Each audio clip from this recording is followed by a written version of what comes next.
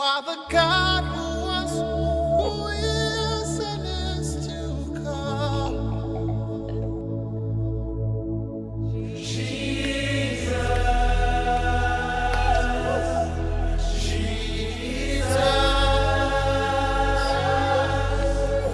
And in you I trust. My life is in your hands, Jesus. You are the miracle working God, and you are Yahweh. You are Yahweh. À Dieu seul, notre Sauveur, par Jésus-Christ, notre Seigneur, soit l'honneur et la gloire, la majesté et la force, dès avant tous les temps et maintenant et dans tous les siècles. Amen. Mesdames, Messieurs, bonjour ou bonsoir, selon le lieu où vous êtes. Que la grâce du Seigneur soit avec chacun de vous. Alors, nous allons poursuivre avec notre série d'explications du secret des miracles du Seigneur. Et vous vous rappelez que dans notre dernière émission, nous avons expliqué les raisons pour lesquelles le Seigneur accomplissait, il faisait des miracles pour les hommes et les femmes qui étaient dans le besoin. Et nous avons dit que le Seigneur n'avait pas pour but d'impressionner les gens, ni de les convaincre de quoi que ce soit, mais c'est parce que, il voulait simplement répondre aux besoins des hommes qui étaient exprimés. Deuxièmement, nous avons vu aussi que c'est par compassion, lui, le vrai berger, le bon berger, il est compatissant et il veut prendre soin de son troupeau. Alors, Christ est venu comme le roi d'un royaume qui doit être établi dans les mondes à venir. En tant que roi de ce royaume, alors qu'est-ce qu'il va faire? Il va nous donner un avant-goût de ce que sera le royaume qu'il viendra établir dans notre monde.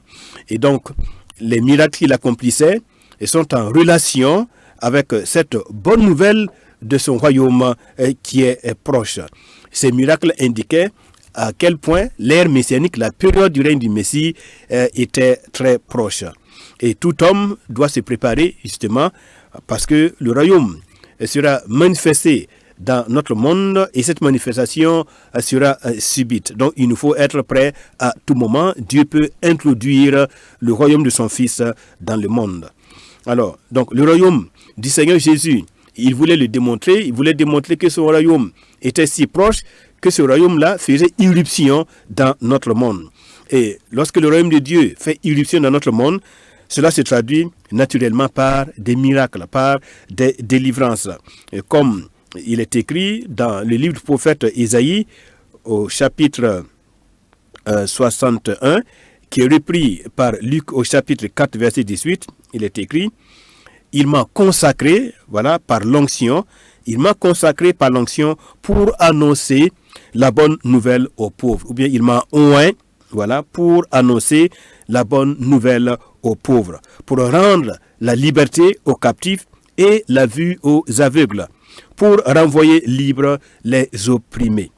Puis le Seigneur a guéri des aveugles, il a libéré des hommes et des femmes qui étaient sous l'oppression des esprits mauvais. Tout cela, c'est pour nous dire que dans le royaume qui viendra, il n'y aura plus de démons, il n'y aura plus de maladies, la terre produira une telle abondance que la famine sera entièrement éliminée.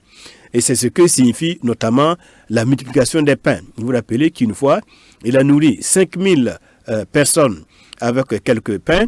Et une autre fois encore, il a guéri 4000 personnes. Il a nourri 4000 personnes avec quelques 7 miches de pain.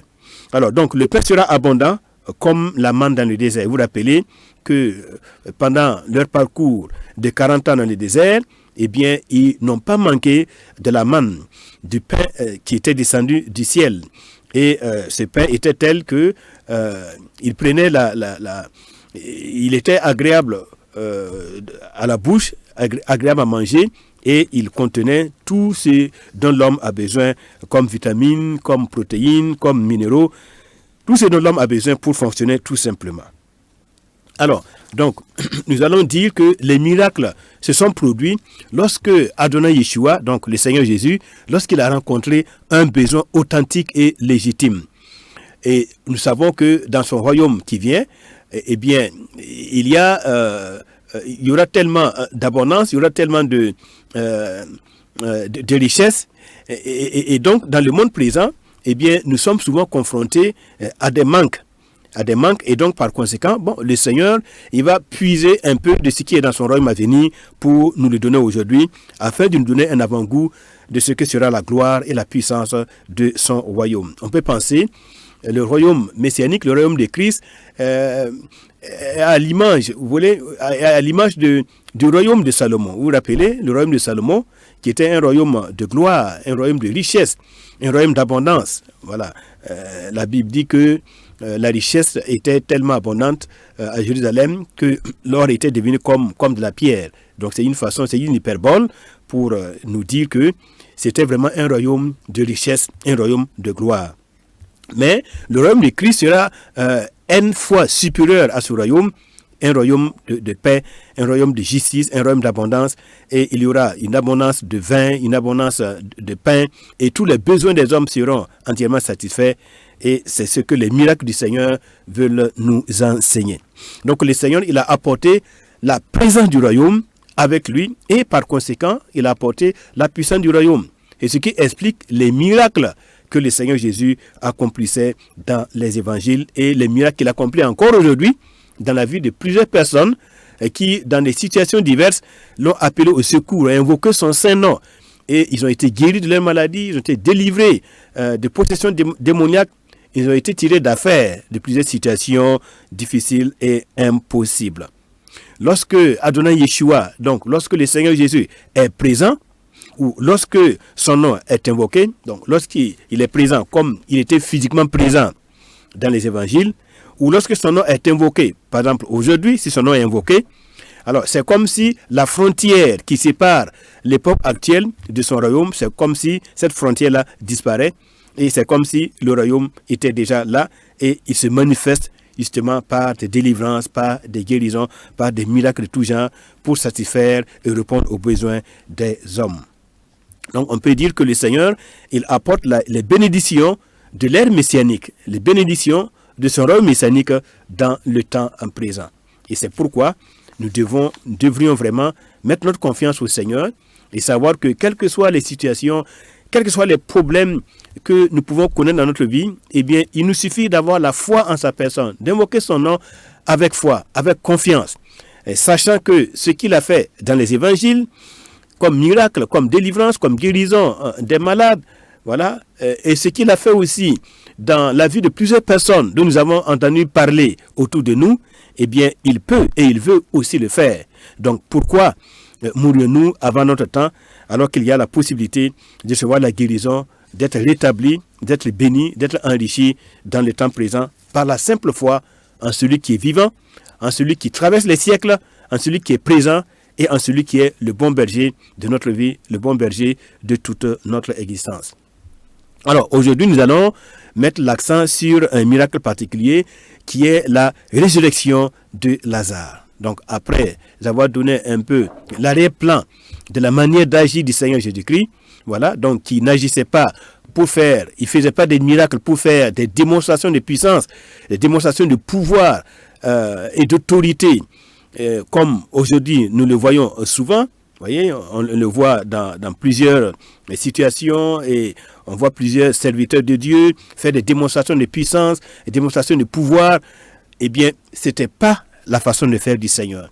Voilà. Ni le Seigneur, ni les apôtres, ni les prophètes. Voilà. Donc, Dieu n'a aucunement besoin d'impressionner qui que ce soit. Dieu n'a pas besoin de nous impressionner pour nous montrer qu'il est Dieu, pour nous montrer qu'il est puissant. Il l'a jamais fait au cours de l'histoire. Il l'a jamais fait à travers son Fils. Il l'a jamais fait à travers les prophètes ni les apôtres. Et donc, nous devrions apprendre à agir selon le modèle divin et ne pas aller au-delà de ce qui est écrit. Du reste, vous le savez, ce qu'on demande aux dispensateurs, à tous ceux qui ont reçu des dons de Dieu, des capacités divines pour agir, pour servir, ce qu'on leur demande, c'est la fidélité. C'est qu'ils soient fidèles. C'est qu'ils agissent selon le modèle biblique, le modèle divin, le modèle du Seigneur Jésus-Christ, le modèle de Christ et le modèle des apôtres et prophètes. Mais inventer nos propres modèles pour faire des démonstrations de puissance et de pouvoir, pour montrer que nous sommes loin, eh bien, pour avoir la popularité, c'est pas la manière de faire des Saintes Écritures, c'est pas la manière de faire des apôtres et des prophètes, et c'est vraiment quelque chose qu'il faut éviter. Dieu n'est pas là pour faire les spectacles, voilà, n'est pas là pour impressionner quelqu'un. Je m'excuse de répéter cela, mais c'est tellement important par rapport à ce que nous voyons faire aujourd'hui, lorsque des hommes et des femmes se rassemblent, on les appelle de venir voir la puissance de Dieu, de venir que les miracles vont se faire. Mais pourquoi les miracles vont se faire? On n'explique pas la raison et le but des miracles. Les miracles, c'est pour amener les hommes et les femmes à la foi en Christ, afin qu'ils se préparent pour le royaume qui vient. Tout simplement cela. Voilà. Si nous ne sommes pas dans ce chapitre-là, nous ne sommes pas dans cette dimension, nous ne sommes pas dans cette vision, mais que nous voulons faire des miracles pour prouver que nous sommes loin, faire des miracles pour des miracles ou des miracles pour tirer des dividendes financiers, alors nous courons le risque d'être rejetés par le Seigneur lorsque nous allons nous trouver devant son trône pour le jugement. Alors, donc, à bon entendeur, salut. Alors, maintenant, en ce qui concerne la résurrection de Lazare, qu'est-ce qu'on peut apprendre? Quelle leçon on peut apprendre de cette résurrection de Lazare? Souvent, nous nous posons la question de savoir quel est le verset le plus court de la Bible. Et vous le savez, c'est Jean chapitre 11, verset 35. Jésus pleura. Yeshua pleura. Alors, ce sont ces mots qui introduisent la résurrection de Lazare. Le chapitre 11 de l'évangile de Jean. Et vous savez que notre maître Adonai Yeshua, le Seigneur Jésus, et les sœurs de Lazare, donc Lazare qui était décédé, alors ils sont arrivés au tombeau, le cœur brisé et douloureux. Ses disciples et la foule, ont suivi de loin. Maintenant, Adonai Yeshua, le Seigneur Jésus, il dit, enlevez la pierre. Marthe, donc, qui est la sœur du défunt Lazare, lui dit, maître, à cette heure-là, il sent déjà, il y aura une odeur nauséabonde parce que ça fait 4 jours qu'il est mort. Nous lisons cela dans Jean chapitre 11, verset 39. Ça fait 4 jours qu'il est mort.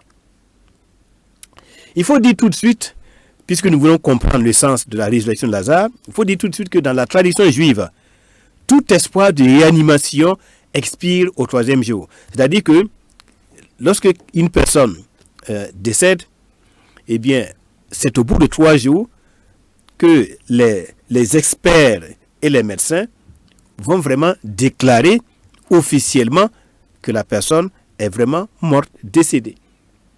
Bien.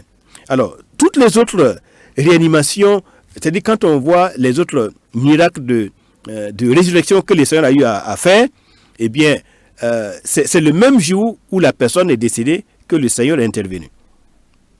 Donc, le défunt était mort seulement depuis quelques heures. Alors, pour ceux qui n'ont pas la foi ou pour ceux qui veulent douter, voilà, pour les cartésiens, alors, ils peuvent dire que il y a possibilité que la personne se soit seulement évanouie. Donc, c'est pas une vraie mort. Et donc, si la personne revient à la vie, c'est comme une sorte de réanimation.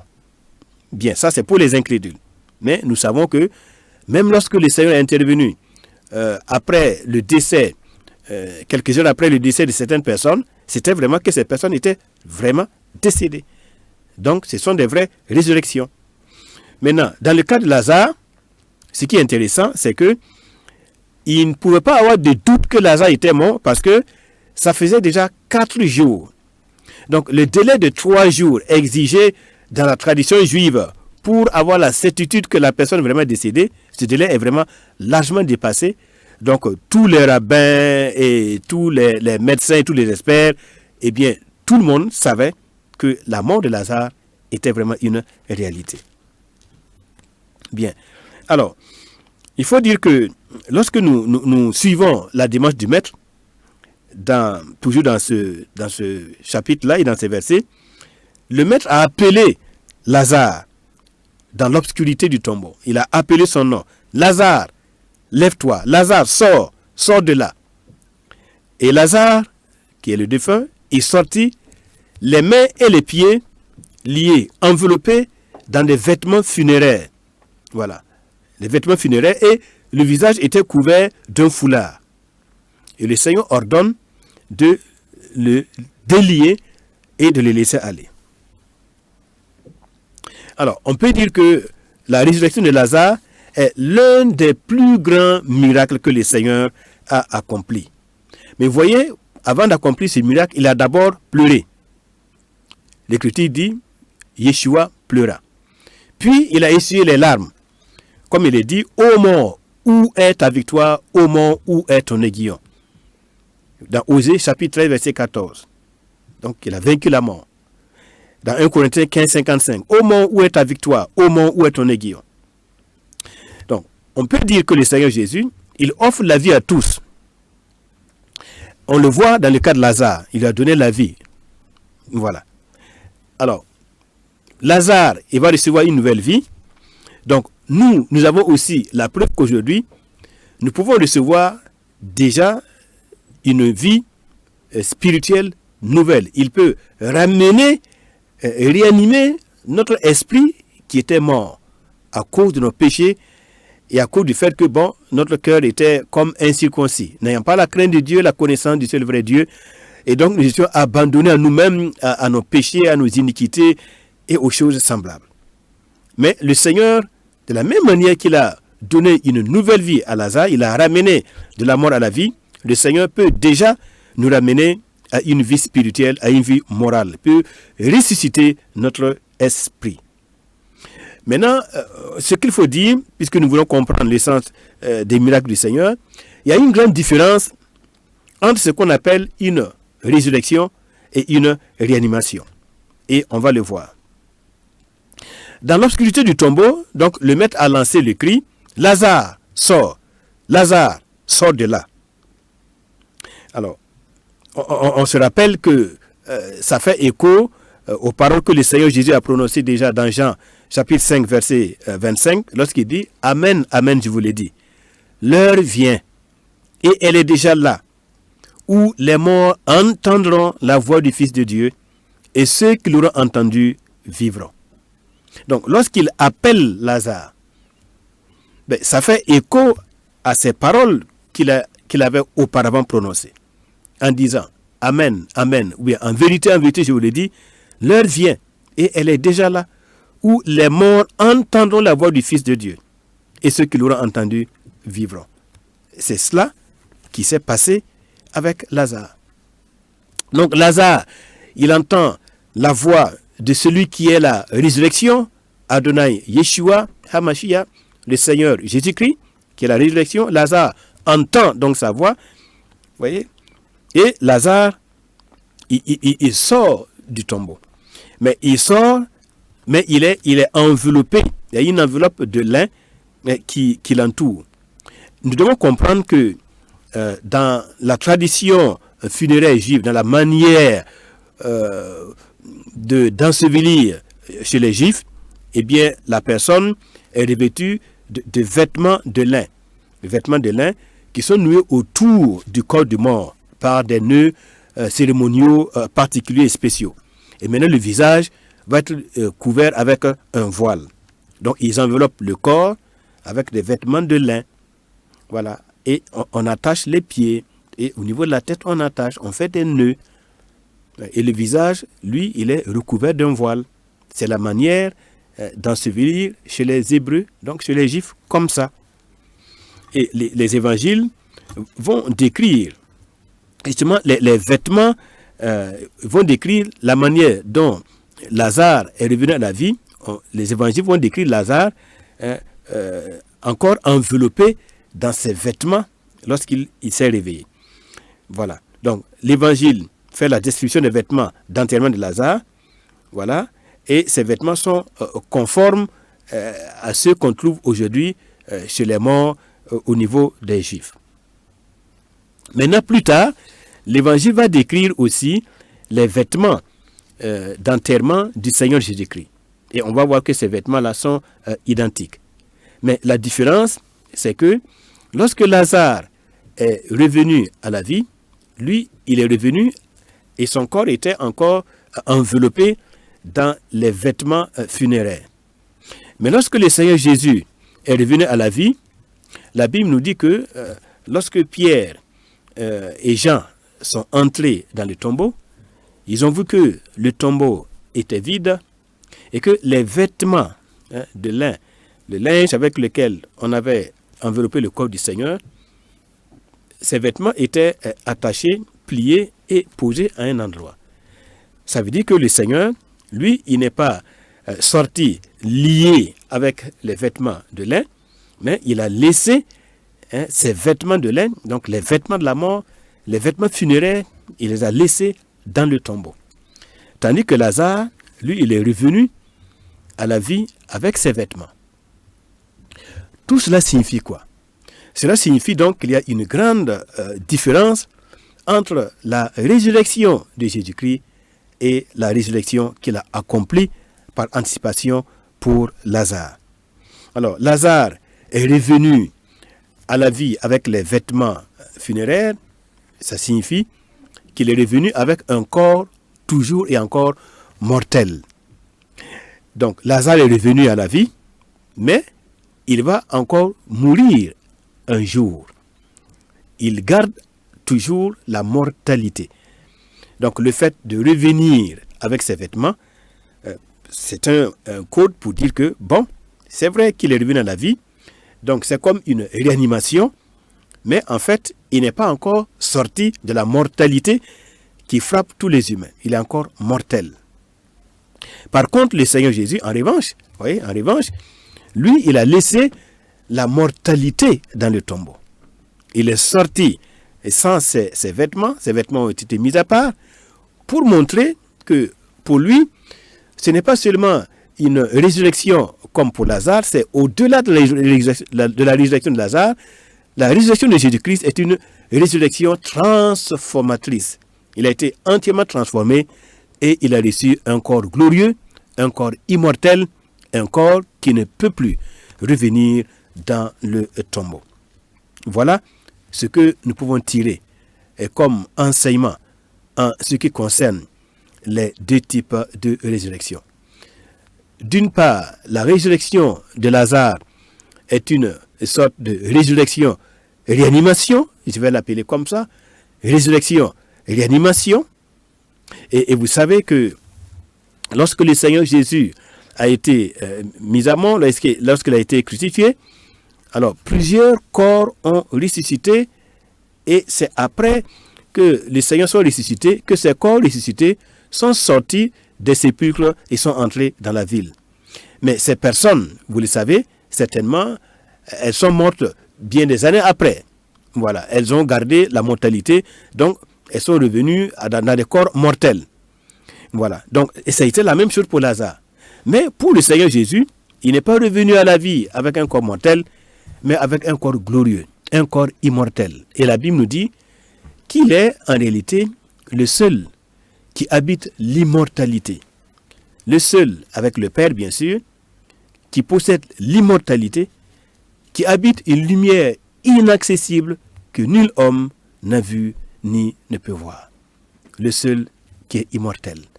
Et donc le Christ est sorti vivant du tombeau et il est sorti comme l'être éternel et immortel, l'être de gloire. Et par conséquent, c'est un signe puissant que le Seigneur est la vie, il est lui-même la résurrection, il est la vie éternelle, la vie Zoé, la vie de Dieu, la vie permanente. Il est l'être par essence qui est impérissable. Et c'est à cette immortalité qu'il nous appelle.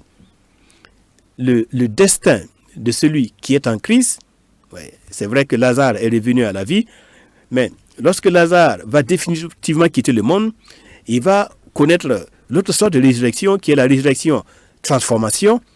Et donc Lazare, lui aussi, il va acquérir le même corps glorieux, un corps spirituel, un corps immortel comme son Seigneur. Et comme tel, nous devons savoir que en ce qui concerne la divinité, en ce qui concerne Dieu notre Père, il nous enseigne et il nous révèle les choses qui vont se passer dans l'éternité à venir. Donc, à travers la résurrection de Lazare, à travers la résurrection du Seigneur Jésus-Christ, Dieu nous fait un clin d'œil. Il nous envoie un puissant message que nous devons comprendre qu'étant dans le monde, eh bien, nous sommes des êtres mortels, on le sait déjà. Le corps est semé mortel, mais le jour viendra où le corps deviendra immortel. Nous recevrons un corps immortel, un corps glorieux, un corps transformé, un corps de gloire. Et donc, nous allons cesser avec les réanimations, nous allons cesser avec les douleurs, les souffrances, nous allons cesser avec la mortalité. Et alors, nous serons comme les anges de Dieu dans le ciel.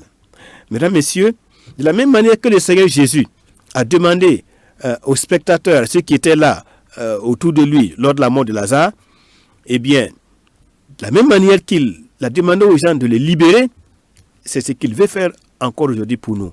Il veut nous libérer de tout ce qui est mortel, pour que nous puissions prendre ce qui est immortel. Nous soyons transformés à son image. L'Écriture dit, dans Romains chapitre 7, verset 24, verset 25, « Qui va me délivrer de ce corps de mort ?» Grâce soit rendue à Dieu qui nous donne la victoire par notre Seigneur le Sauveur Jésus-Christ. Et dans Jean 5, verset 25, verset 29, pour terminer, en vérité, je vous le dis, l'heure vient, et elle est déjà venue, où les morts entendront la voix du Fils de Dieu, et ceux qui l'auront entendu vivront.